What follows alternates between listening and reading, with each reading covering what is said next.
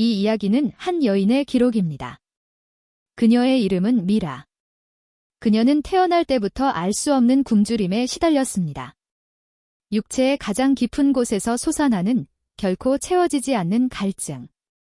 사람들은 그것을 색광증 이라 불렀지만 미라에게는 그것이 존재의 이유이자 저주였습니다. 그녀의 삶은 마치 거대한 어둠의 심연을 헤매는 것과 같았습니다. 빛 한 줄기 없는 그곳에서 그녀는 오직 본능의 끈에 이끌려 움직였습니다. 타인의 시선, 사회의 규범, 도덕적 잣대 따위는 그녀에게 아무런 의미가 없었습니다. 오직 육체의 쾌락만이 그녀의 존재를 증명하는 유일한 방식이었습니다. 그녀의 영혼은 이미 오래전에 육체의 껍데기 속에 갇혀버린 듯 했습니다. 밤마다 그녀는 알 수 없는 환영에 시달렸습니다. 쾌락에 젖어 비명을 지르는 얼굴들, 피와 살이 뒤섞인 끔찍한 형상들. 그것은 그녀의 미래를 예고하는 악몽이었습니다. 어느 날 밤, 찢겨진 육신으로 차가운 아스팔트 위에 쓰러져 있던 미라를 늙은 신사, 셀리그가 발견했습니다. 그의 눈빛은 동정심으로 가득했지만 미라는 그 속에서 또 다른 굶주림을 보았습니다. 늙고 병든 육체 안에 숨겨진 추악하고 끈적한 욕망. 셀리그의 낡고 어두운 아파트, 먼지 쌓인 책들로 가득한 그곳에서 미라는 자신의 끔찍한 과거를 털어놓기 시작했습니다. 마치 거미줄에 걸린 먹잇감이 거미에게 자신의 생을 고백하듯이 그녀의 목소리는 건조했지만 그 안에 담긴 이야기는 듣는 이의 영혼을 갉아먹는 독과 같았습니다. 셀리그는 미라의 이야기를 들으며 알 수 없는 흥분과 공포에 사로잡혔습니다.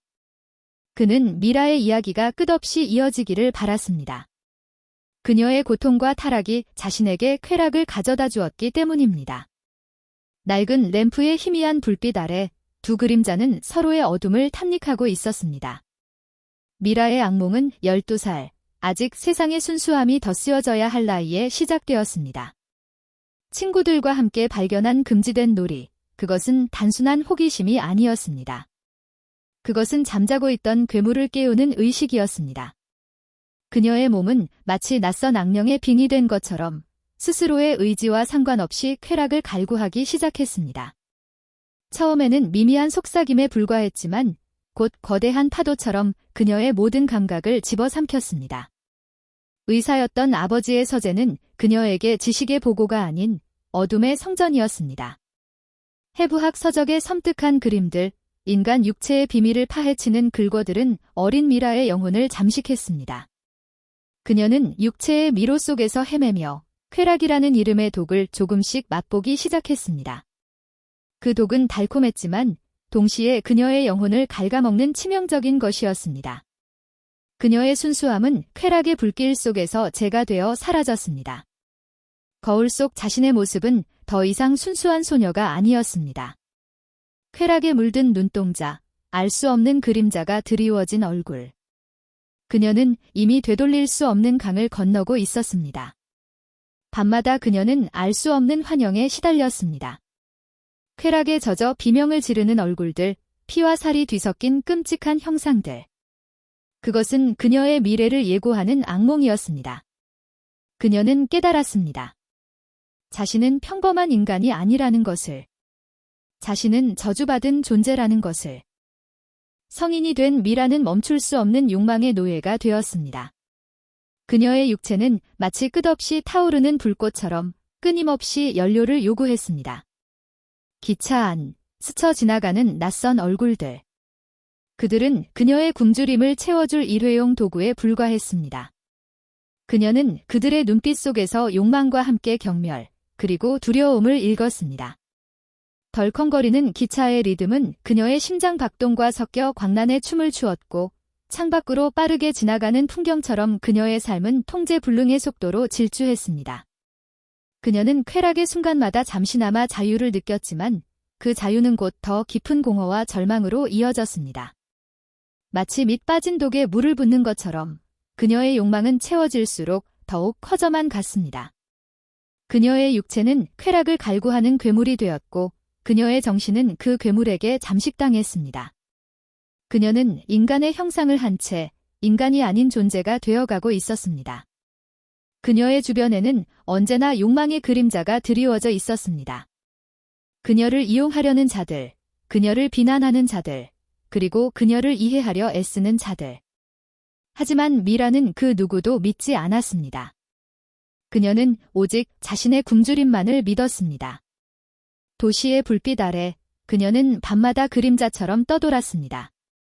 그녀의 발걸음이 닿는 곳마다 어둠의 기운이 스며들었고 그녀의 존재는 사람들의 영혼을 잠식하는 바이러스와 같았습니다. 미라는 한때 평범한 삶을 갈망했습니다. 제롬이라는 남자와 결혼하고 메이슨이라는 아들을 낳았습니다. 그녀는 행복이라는 덧없는 환상을 쫓았습니다. 하지만 그녀의 내면의 도살인 괴물은 결코 잠들지 않았습니다. 밤마다 찾아오는 끔찍한 갈증은 그녀를 잠식했고 제롬과의 관계는 차갑게 식어갔습니다. 제롬은 그녀의 병든 욕망을 이해하려 했지만 결국 절망했습니다. 그의 눈빛 속에는 사랑 대신 공포와 혐오가 자리 잡았습니다. 그는 미라에게 다른 남자들을 만나라고 종용했습니다. 그것은 사랑이 아닌 체념과 공포에서 비롯된 제안이었습니다. 미라는 그 제안을 받아들였고 그들의 결혼은 파국을 맞았습니다. 메이슨의 울음소리가 텅 빈 집안에 울려 퍼졌지만 미라의 귀에는 오직 욕망의 속삭임만이 들릴 뿐이었습니다. 그녀는 집에서 쫓겨났습니다. 아니, 스스로 그 지옥 같은 평범함에서 도망쳤습니다. 그녀의 괴물은 더 이상 숨을 곳이 필요 없었습니다.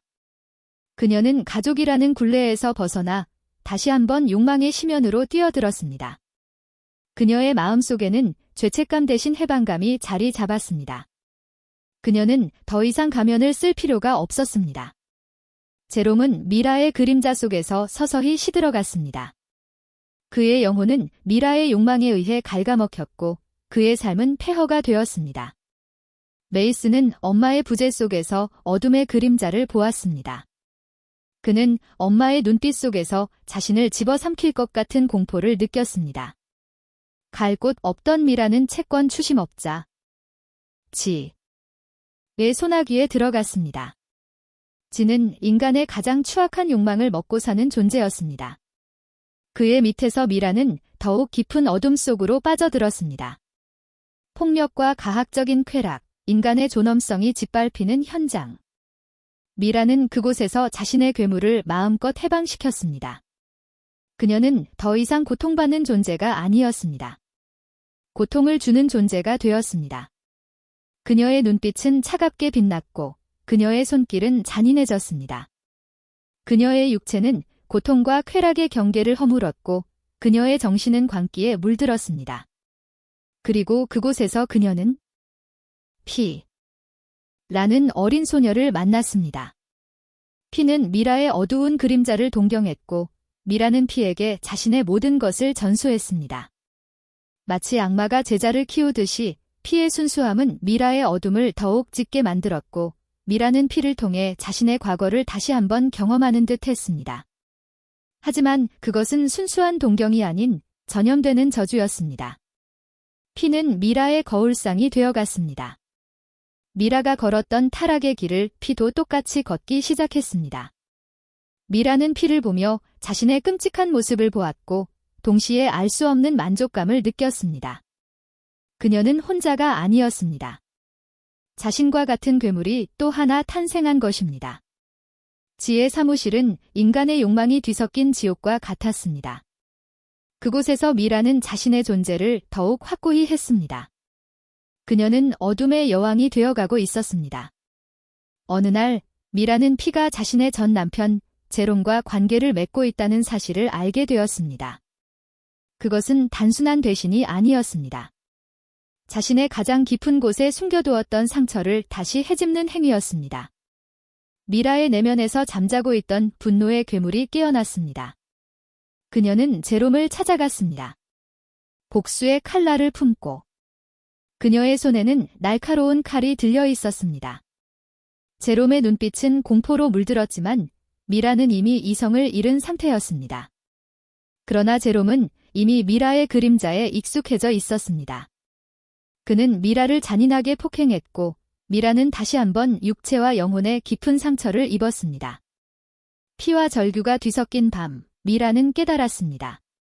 이 끔찍한 굴레는 결코 끊어지지 않을 것이라는 것을. 그녀의 삶은 영원히 이 어둠 속에서 헤매야 할 운명이라는 것을. 그녀는 복수심에 불타올랐지만 동시에 깊은 허무함을 느꼈습니다. 이 모든 것이 무의미하다는 것을. 그녀는 영원히 이 지옥에서 벗어날 수 없을 것이라는 것을. 제롬의 피는 미라의 손에 묻었고 그 피는 그녀의 영혼을 더욱 깊은 어둠 속으로 끌고 들어갔습니다. 그녀는 복수의 쾌락 속에서 또 다른 고통을 느꼈습니다. 이 모든 것이 끝없이 반복되는 저주와 같았습니다. 셀리그의 아파트. 미라의 이야기는 끝이 났습니다. 늙은 신사는 잠든 미라의 육체를 탐하려 했습니다. 그의 눈빛은 동정심이 아닌 짐승의 욕망으로 번들거렸습니다. 그의 손길이 미라의 몸에 닿으려는 순간 미라는 깨어났습니다. 그녀의 눈은 더 이상 공허하지 않았습니다. 그 속에는 차가운 분노와 체념이 뒤섞여 있었습니다. 그녀는 자신의 의지가 아닌 강요된 관계에 대한 끔찍한 기억을 떠올렸습니다. 그리고 손에 든 차가운 금속의 감촉이 그녀의 손에 전해졌습니다. 한 발의 총성이 어둠을 갈랐습니다. 셀리그의 몸은 축 늘어졌고 그의 피는 낡은 카페트 위로 스며들었습니다. 붉은 피는 어둠 속에서 더욱 선명하게 빛났습니다. 미라는 총을 든 채 어둠 속으로 사라졌습니다. 그녀의 그림자는 영원히 이 세상에 남아 금지된 욕망의 끔찍한 기록으로 전해질 것입니다. 그녀는 자유로워졌을까요? 아니면 더 깊은 어둠 속으로 침잠했을까요? 아무도 알 수 없습니다. 오직 침묵만이 그 질문에 답할 뿐입니다. 그녀의 이야기는 끝났지만 그녀가 남긴 그림자는 영원히 사람들의 기억 속에 남아 금지된 욕망의 끔찍한 경고가 될 것입니다. 어쩌면 그녀는 지금도 어둠 속에서 또 다른 굶주림에 시달리고 있을지도 모릅니다. 영원히 끝나지 않는 악몽처럼. 그녀의 존재는 마치 전설처럼 구전될 것입니다. 금지된 욕망의 화신, 미라. 그녀의 이야기는 끝없이 반복될 것입니다. 인간의 가장 깊은 곳에 숨겨진 어둠을 자극하며 영원히 끝나지 않는 공포를 선사할 것입니다.